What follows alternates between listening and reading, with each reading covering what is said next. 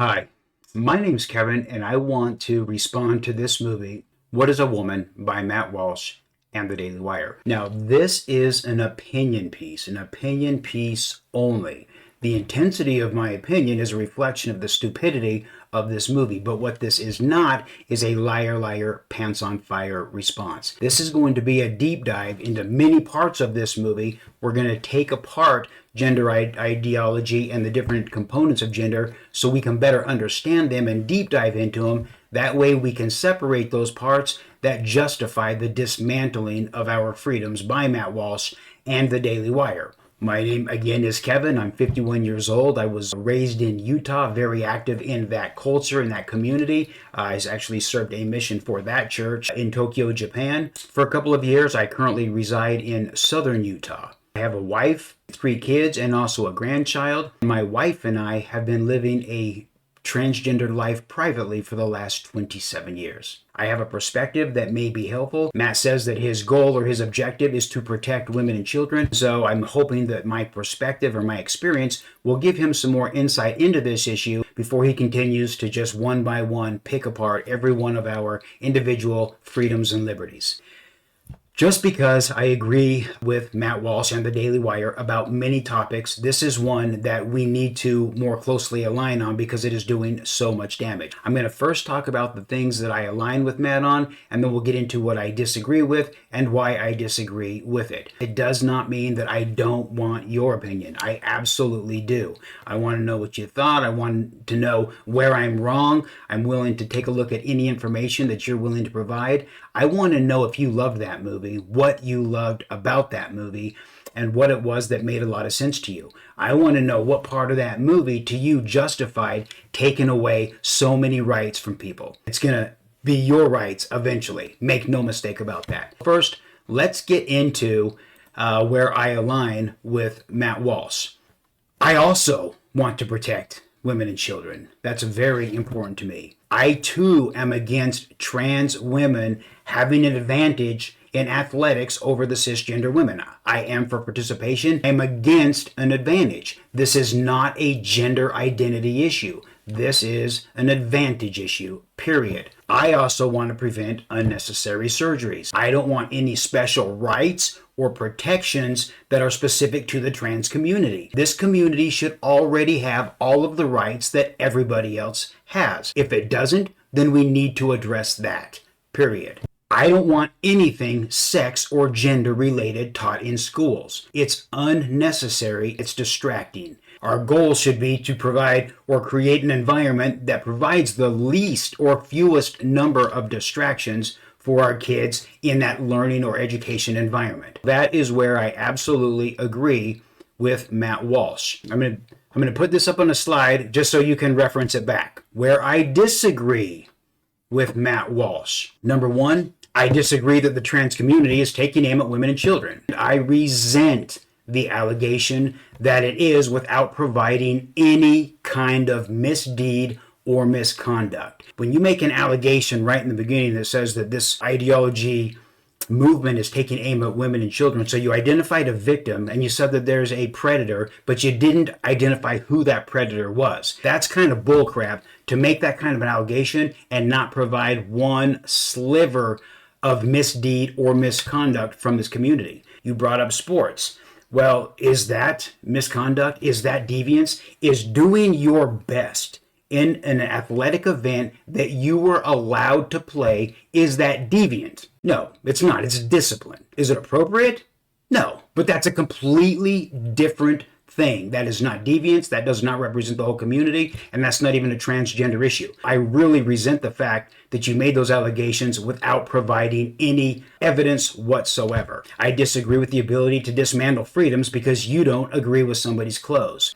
You don't get to interfere with parental rights, with access to health care, the scope and duties of medical providers, educators, law enforcement, or public policy because somebody is living outside of your moral belief system. That's just the way it goes. Your morals don't get to be the standard for everyone. I disagree with using words like truth or morality in lieu of evidence. These words are subjective and they carry a religious tone, and nobody's religion gets to be the standard for everybody else. That's where I'm at. If you can't clearly define what this universal truth is that you keep talking about. I want evidence. If you don't have evidence, then you're not taking anybody's rights. Now, that doesn't mean that I don't absolutely defend your right for whatever religion you are or whatever your belief system is.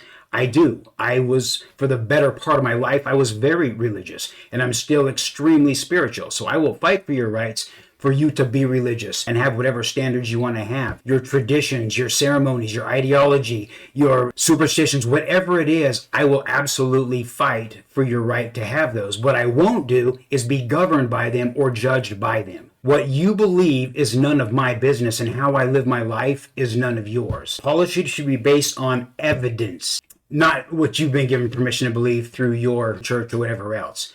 Not your morality, not your belief system, not your traditions, not your superstitions. How would that ever work? This church over here, coffee is bad. This church over here, pork is bad. This church over here, eliminating non-believers is good. And this church over here, taking a 14-year-old girl and stealing her identity and her sexuality and making her a plural wife is heavenly. Who exactly gets to be the standard of morality for everybody? Nobody. We make policy decisions based on fact or evidence and compassion. Your bias does not override the code of conduct that is already in place for everybody else. You don't get to eliminate freedoms because you disagree with what somebody believes or how they live their life. Let me put this slide up for 1 second because I want you to be able to refer back to it for your responses. That is where I disagree with Matt Walsh. Now, about 30 years ago, I read a book written by the Secretary of Agriculture, Ezra Taft Benson, and this book is called An Enemy Hath Done This. This book is actually about the dangers of communism. The title comes from a scripture in the Bible. I believe it's Matthew 13:8 or something. I can't remember,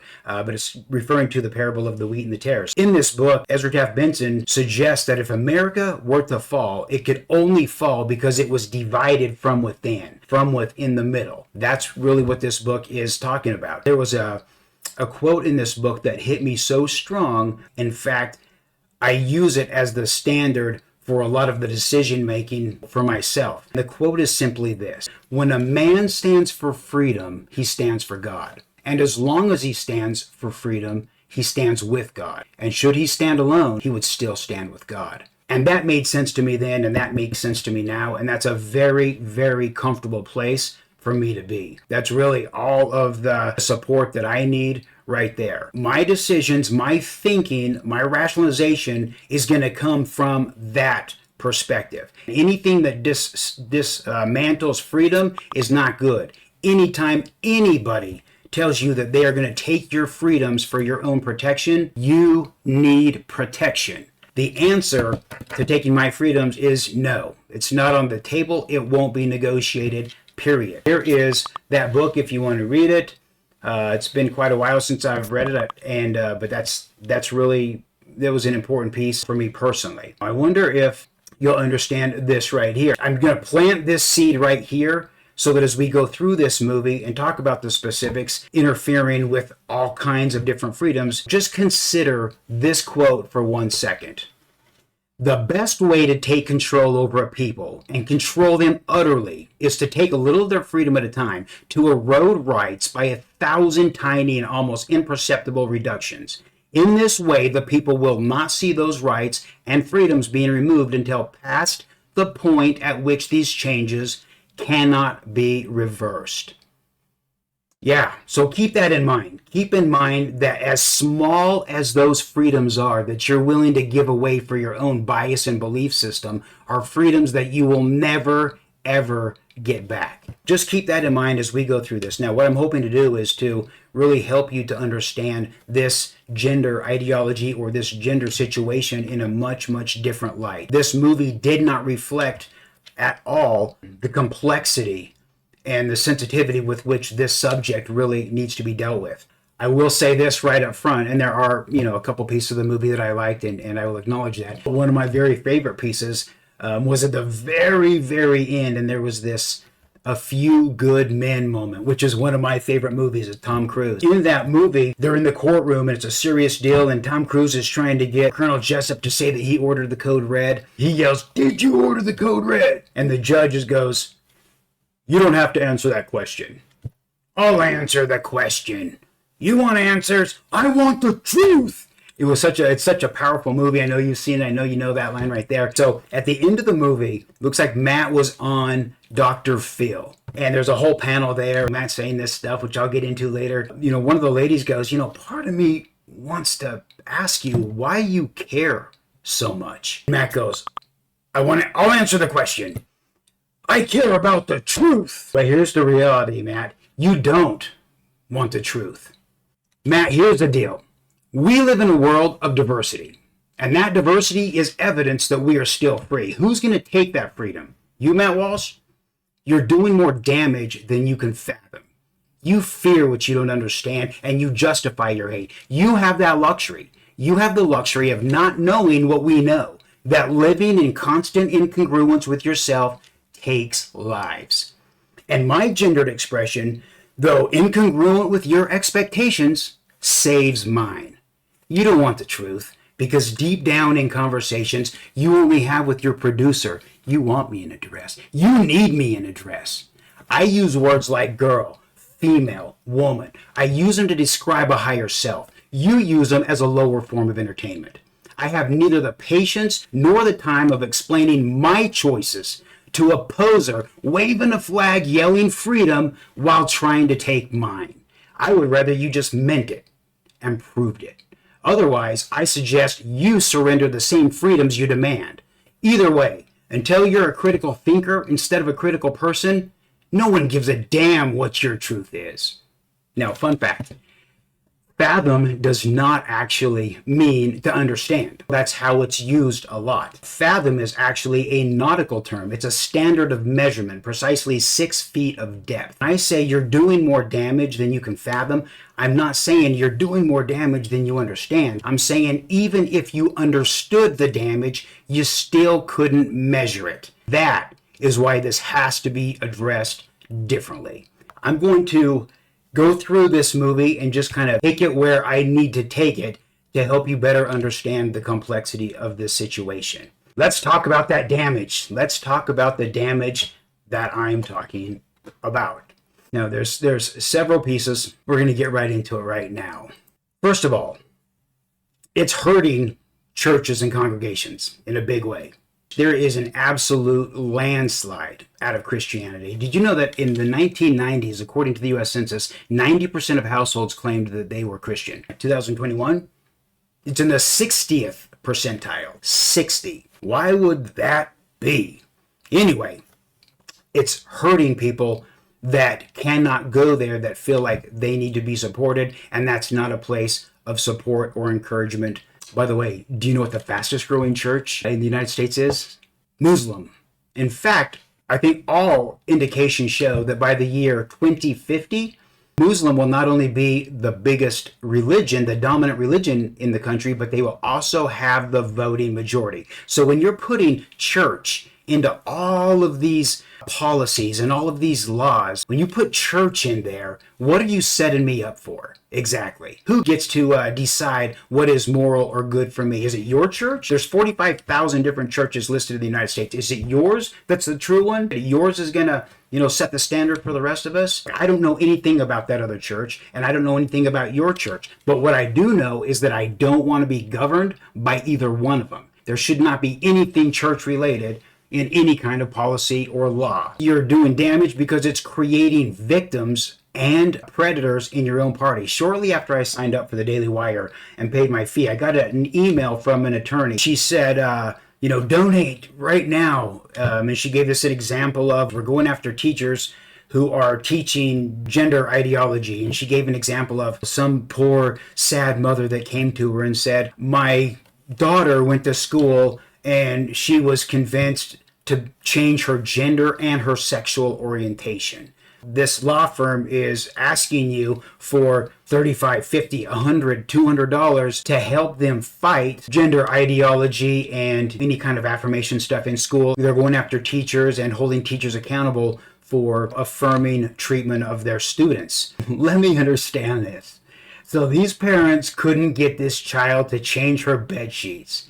And some fourth period teacher in 55 minutes got her to change her gender identity and her sexual orientation. Yeah, that seems plausible. So what would be the teacher's motivation for doing that? Like, what would the teacher get out of that? What is there one gender that's more significant than the other? That is ludicrous. They're just feeding on this fear that movies like this are creating. How would you possibly get somebody to change their gender? This is requiring doctors to break their oath of not doing harm by not allowing them to treat trans patients. Jordan Peterson left his practice because of interference with the government, he said. Now you've stepped in and are actually going to dictate who they can treat and how they treat them. Then you want to hold them accountable with not only monetary fines of $25,000, but also disciplinary action? Oh my gosh. This is burdening the justice system in labor and costs just to enforce a dress code. This is American. We have a dress code in America. It's creating division and chaos that's taking attention away from critical issues. Look at the human trafficking that's going on. We just ran out of eggs. How do you run out of eggs? The chicken is the #1 most populous animal on the planet, and we just ran out of eggs. That shouldn't even be possible. I guess as it turns out, it was something that was put in the feed. Why? Why was something put in their feed? Who did it? Who did that? What exactly was the test there? To see what we do in scarcity situations? Was it to see what it would do to fertility? Does the company that put that in that chicken feed, do they make human products that we consume? I don't even know. I don't even know any of this. Is that what's going on? I don't know, probably not. But we're spending our time talking about bathrooms when terrible things are happening. We're eating food with no nutrition. Sex trafficking and human trafficking is out of control. We're spending our time arguing whether or not somebody should be able to dress themselves. Ridiculous. It's mandating. You are absolutely mandating unnecessary surgeries by not allowing the hormone treatments until it's too late to prevent body changes that only surgery can address. You're mandating unnecessary surgeries. And I'm going to get into surgeries, and we're going to actually show some statistics as far as the number of surgeries and the type of surgeries that are being done. This is preventing the trans from ever being able to fairly participate with their peers in athletics by not allowing them the same puberty experience as their competitors. So you're absolutely eliminating the ability for a level playing field for this community. What do you get out of that? This bundling of non-related issues is preventing important issues from being addressed individually, like sports, like bathrooms, like sex education materials in school, like medical care availability, like furries, sex offenders, the LGBT, QI community, nudists. Yeah, there's so much disgusting stuff in there, and there's no such thing as one answer that addresses every single one of those things. So we're going to be separating all of those things today so that we can just figure out what the right answer is for the things that we're talking about. You interfered with available health care and patients' rights, parents' rights, the scope and duties of doctors, teachers, and law enforcement. When do you get to do that? When does anybody get to just step in and say, listen, my pastor said that that's not a good thing, and so we are just going to keep parents from being able to even deal with their children who are struggling with this. We're going to go ahead and handle that for them. Like, parents, where are you on this? You don't have to have a trans kid to go, wait a minute. If you can step in and dictate that there, then you're going to be able to step in to my parenting. How are all of you not going, wait a minute, we can just take somebody's rights to medical care away? We can just take somebody's parenting rights away? I don't know how all of you are not absolutely enraged. I understand not understanding transgender. I get that. What I don't understand is you going, okay, take the rights. That sounds good. Yeah, let's do that. These policies are going to hurt children with addictive and damaging pharmaceuticals, often with the side effect of suicide, by the way, with a group that already has over a 40% suicide rate. We'll get into those numbers as well. But you're going to hurt them because instead of just being hormonally balanced, now they're going to be taking every anxiety medicine and depression medicine and Adderall and Ritalin and all of these things that have these crazy side effects. A lot of them also have the side effect of suicidal thoughts,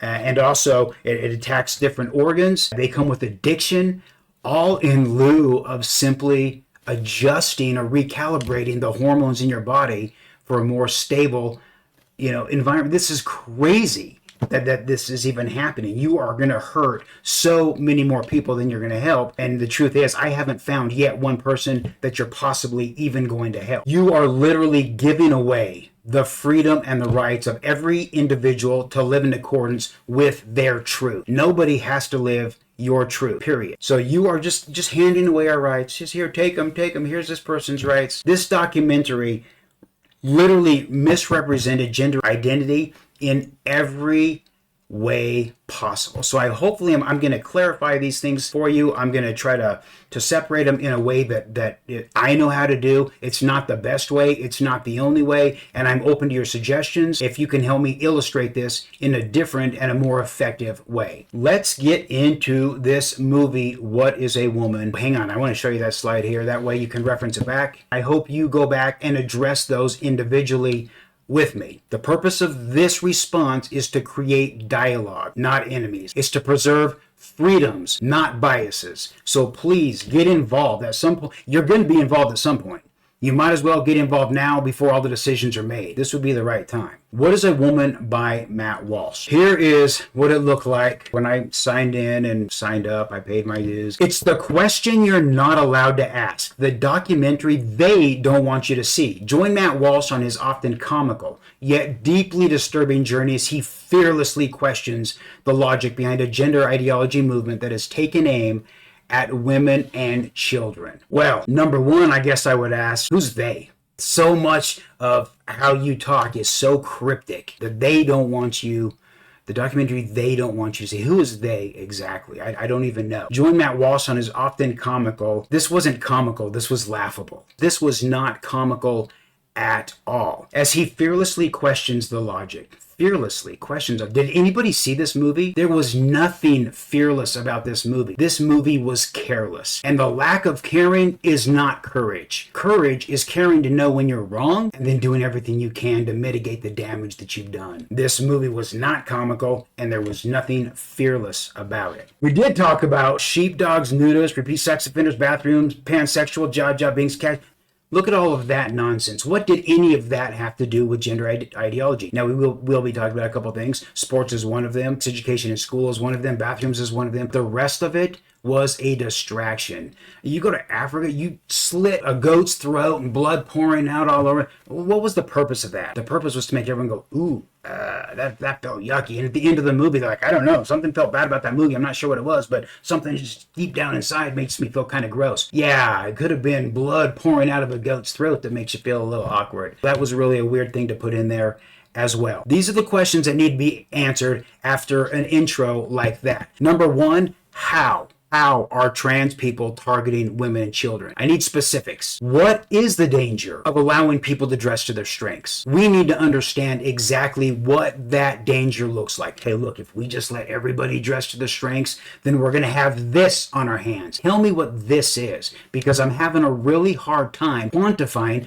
the potential of your insecurity. Give me a number. If this, then what? Is it one terrible thing's going to happen? Is it 100 terrible things that are going to happen? And what are those things? I need something to help quantify the danger of allowing people to dress to their strengths and live their best life. I need to know, what would be the advantage of having somebody change their gender? You keep talking about this movement. What's the advantage of having somebody connect with a world that they don't connect with and disconnecting from those things that come natural or feel natural for them? What would be the advantage for that? Just give me one. Just give me one advantage of that. Who benefits? I'd like to know who benefits from this gender changing. The pharmaceutical company? Pharmaceutical company doesn't benefit from it like you think they do, because my hormones, they cost me $33 every 3 months. It's important that you understand this. Before I went on hormones, I was only on 2 prescription medicines. I was on a high blood pressure medicine. Even though I felt like I was pretty fit, I still had very high blood pressure, and I was on a very expensive, very damaging migraine medicine. I would get these incredible migraines, these optical migraines where you just get sick and, puke and the whole deal. These medicines are incredibly hard on the body and the heart, and they're $25 a pill. I was taking sometimes 3 to 4 of those a week. As soon as I got on hormones, within 72 hours, I had low blood pressure, and I have never had a migraine again. That was, I guess, maybe 8 years ago. So within 72 hours, I never took another blood pressure medicine, and I never had to take another one of those expensive, damaging pills again once my body got calibrated correctly hormonally. I take very small doses, so I'm not on a full scale, full transition HRT. That's the point. It's not here or here. Everybody needs something different to be calibrated for their temperament. I want to know how they're doing it. How exactly are they getting people to change their gender? How do you get somebody to disconnect from what's important to them, whatever resonates with them? How do you get someone to say, hey, listen, I need you to forget all those things that you are important, and I need you to start really feeling differently about this other world. I need you to commit to it. Get rid of everything that's natural, that feels good, and I need you to commit to this other world over here. How would you do that exactly? Please tell me. You had all these, professionals on there. You could have asked some of those questions, and we're going to get into that as well. But I would like to know how they're converting the gender over and why they are doing it. Where is it being done? I mean, I see a lot of stuff. Every time someone wants to show me an example, they show me a pride flag hanging on a school wall. That's not grooming. Are you out of your mind? A trans flag or a pride flag on a school wall doesn't mean gay taught here, trans taught here. What it means is the gays are safe here. If you identify with this transgender flag, if this trans flag means something to you, you're safe here. That's what it reflects. Do we not want our children to be in a place that they feel is safe? Is that not important for us as parents? Definitely questions that need to be answered before we start stripping anybody's freedom away. How many people are we talking about exactly? The only stat was on this Dr. Phil show. In the background, it showed this. Transgender people in America, 1.4 million people. Now, as you can see, that source right there is the UCLA Williams Institute. Now, what I did is I went back to the same source just to confirm this and just to see what numbers they show. Surprisingly, the numbers had been updated since then. This is going to be information that I got out of the June of 2022 UCLA School of Law Williams Institute. Let's switch over to this slide here. This is what they found. Over 1.6 million people ages 13 and older identify as transgender in the United States. That 0.6 is reflective of the entire population. And the entire population, I'm going to post up there in just 1 second, is 336 million people. So that's what the 0.6 represents, is the general population. 1.3 million adults identify as transgender. So this, again, is 0.3 of the population of those age ranges. No, again, 1.3 million adults. So not little kids. We're talking about people like me before there was technology, before there was Google, before there was social contagion, before there was all of these other excuses. These people still existed. Now, 300,000 youth. Now, the youth they're gonna call 13 to 17. So they identify as transgender. So this is 1.4% of that general population. Now look at the difference of percentages, 1.4 versus 0.3. So the younger we go, the percentage is increasing. So whatever's happening is happening with the younger people. Now the youth that we keep talking about, all of this chemical castration and these mutilation, child mutilation, right? We're not even going to get into those numbers. Those numbers were not even put in here. Anything under 13 years of age was not even in this numbers. Let's break this down as far as what do those look like. Well, of the 1.3, we're only talking about the 1.3 that is the adults. But I was very surprised to see that it was quite equal. So 38% identified as a trans woman, 36% identified as trans men, and 26% claimed gender nonconforming. I would not have guessed that it was that even. I just thought that was interesting and I want to share that with you. But I think it is important to realize that the people younger than 13 are not even represented, and that is the largest growing group right there. Which means we need to make some decisions now, not later. This is not going away just because your pastor doesn't understand it. This is increasing, and so we all better understand it a whole lot different. That is the general population right there. We're around 336 million people. Those are the numbers, and we're going to get into, what possibly causes this. We're going to get into this movie, and we're going to talk about it in great detail. Let's dive right in and have some fun.